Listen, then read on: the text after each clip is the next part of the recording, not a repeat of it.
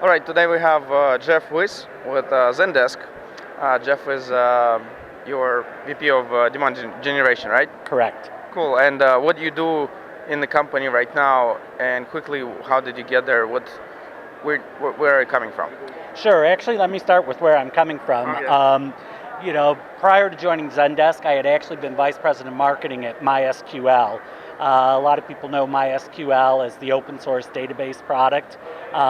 Grew very quickly as a startup, was acquired by Sun Microsystems in 2008 for $1 billion.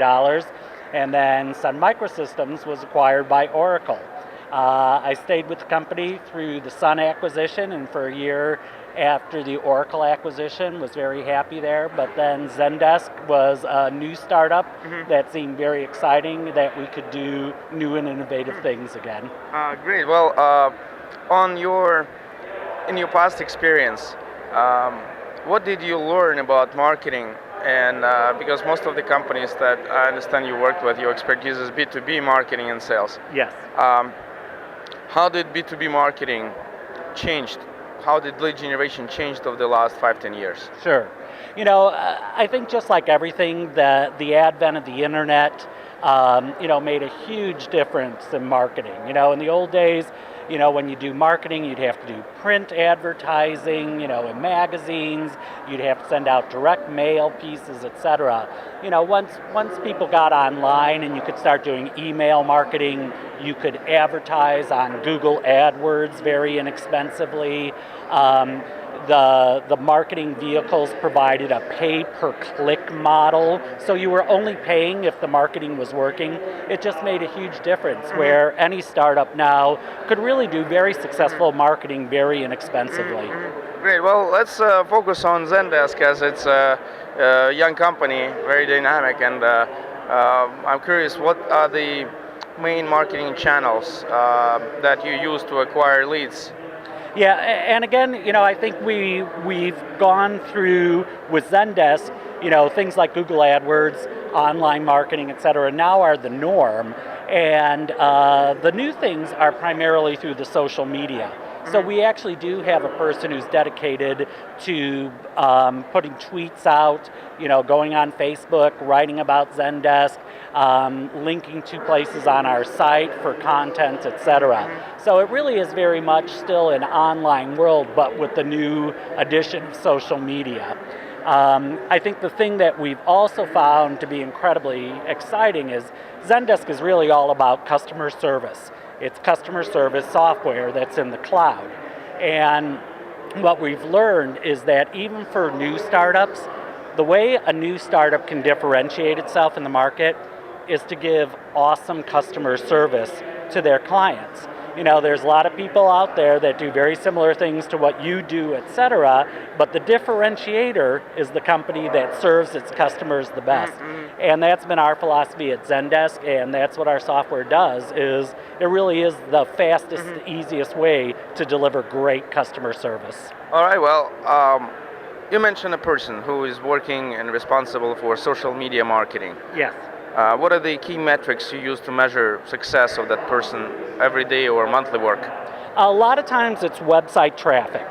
And so often it's, part of it is exposure, right, or awareness, and that's very difficult to measure to a certain extent. But we try to be very specific with regards to driving somebody to something specific on the site. So it might be a blog, it might be a white paper, it might be to register for a webinar, and we can see, the levels that are being raised through those specific social media activities. How do you estimate, or maybe give a rough number, not necessarily in your company, but in the industry that of software as a service companies that's selling software to small, medium-sized businesses, on their structure of the leads that have been generated, broken by a certain channel? What do you think is new normal? And for example, social media marketing drives very little leads, but it's awareness, site traffic, but then direct email or integrated campaigns, right? Like 40%, this is 20%, this is something else. Like, could you give what's norm for software as a service company?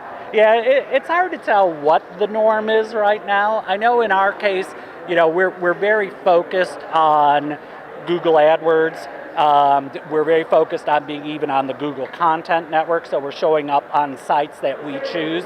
I would say, probably maybe 60 to 70% of our leads are coming through vehicles like Google AdWords. I would say that another 30% are probably coming just from organic search, people searching for help desk software, and then probably 10% is through social media these days.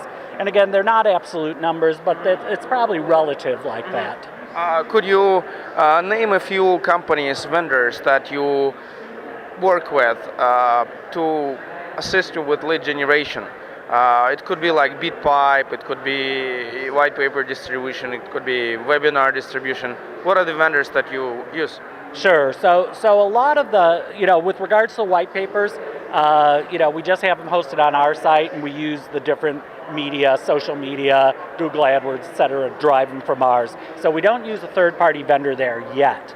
For our webinars, we basically are using GoToMeeting and GoToTraining as our provider. And it's been a good service because we can deliver the live webinar, we can have the recording hosted by them, then we can market the recording so we get additional leads, throughout the year and not just for the single event. Do you score leads? Yes, and so basically we have very simple lead scoring right now. Zendesk is an interesting company. It got its first 5,000 customers without having a sales organization. People just tried the software, they had 30 days to try the software, they'd use their credit card and they'd buy it. So we got 5,000 customers with no sales organization at all. We started a sales organization at the end of last year. We are now over 10,000 customers. So the sales organization has helped us grow, but because we have quite a bit, very high volume of leads, we do lead scoring in order to make sure that the sales organization are getting those that are most appropriate for them, and those type of leads that will just buy anyway, we filter through those. And it's a learning process, so we continue to learn the best way to handle it. Well, now a question that is, obviously you're a very experienced professional in marketing and sales in the software business. For companies that coming to the U.S. market from outside of the U.S. and don't have those large personal networks, and by the way, I know that you joined Zendesk because the rest of some other team members, like Zach, joined Zendesk, and they brought like everybody who was interested on board. Assuming people don't have network, they haven't sold their company for $1 billion, and they don't have that, just like plain, like nothing going on, right? How can they make their venture of interest, and how can they be able to attract top talent in marketing and sales? I think a lot of it is, becomes very much of a learning experience. Right now we're at TechCrunch Disrupt, and when I walk around, they have this great thing called Startup Alley, and they're small companies, maybe 2 people, companies, 3 people companies, etc. And they are getting phenomenal exposure at this conference. And there's venture capitalists and there's angel investors here, that are taking a look at these people and will invest in some of them. So I think you can do things, if you can find similar types of things, and in the United States it's easier in some respects because there's a lot of this, those are great opportunities, very low cost opportunities, and you get great exposure. I think to a large extent, a lot of it's, using the social networks. If you're following the people like a Martin Mikos from MySQL, he's got thousands of followers. And if you're commenting on his tweets and following him on Facebook and liking what he's saying on Facebook, you begin to get people following you. And I find that for myself, it's just tremendous that the power of social media and the people you follow will bring their followers to you. Well, um, the question is on the. So Martin, you mentioned Martin Mikos. He started Eucalyptus, right? Yes. I don't know many people there. Uh, I know a few, some from MySQL. And I know that in Zendesk, a few people from MySQL. What do you think the percentage of startups that are getting um, uh, getting started, that where their team consists out of people they worked with before? Like, would it be like a big percentage, a small percentage, and I think every person, every successful CEO probably has one or two people from previous experiences that they just trust implicitly and really want to continue to work with. I think the smart CEOs also understand you can never create what you had before exactly the same. So I think somebody like a Martin Mikos, for instance, recognizes that there were some MySQL people he really wanted to continue to work with, but it's a different industry. It takes different talent, and there are different experts, and you'll never create another MySQL. And what you really need to do is hire the right people for the given company that you're in now. very well. On the getting back to marketing and lead generation, what CRM systems did you use in the past, and what do you think the challenge and the problem with CRM systems that small companies, startups, starting using that are open source, let's say Sugar CRM, what they have to watch out for? Like, for example, you cannot create limited view of data, separate one team from another, and still have someone look at all of the records. Like, what are the problems with CRM?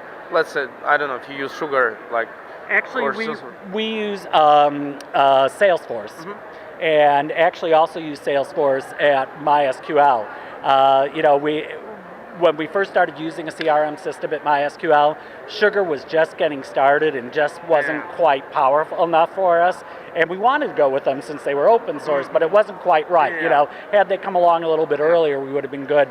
So I think if you have a strong CRM system like a Salesforce, you can be very specific on setting up your rules and your profiles on who can see what data and who can't see what other data. Well, Salesforce can do that. What I Right. described that Sugar CRM cannot.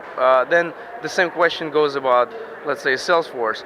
What are the things that a young startup organization should look for in a CRM? Let's say up to 5-10 salespeople.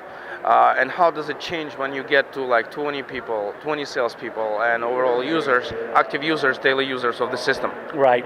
Yeah, I think what's interesting, and I've been with other startups in the past too, and the mistakes that I made in the early days were basically, you kind of are just thinking about today, right? It's like, okay, I've got two salespeople. It's going to be very, one's going to handle Eastern United States, one's going to handle Western United States.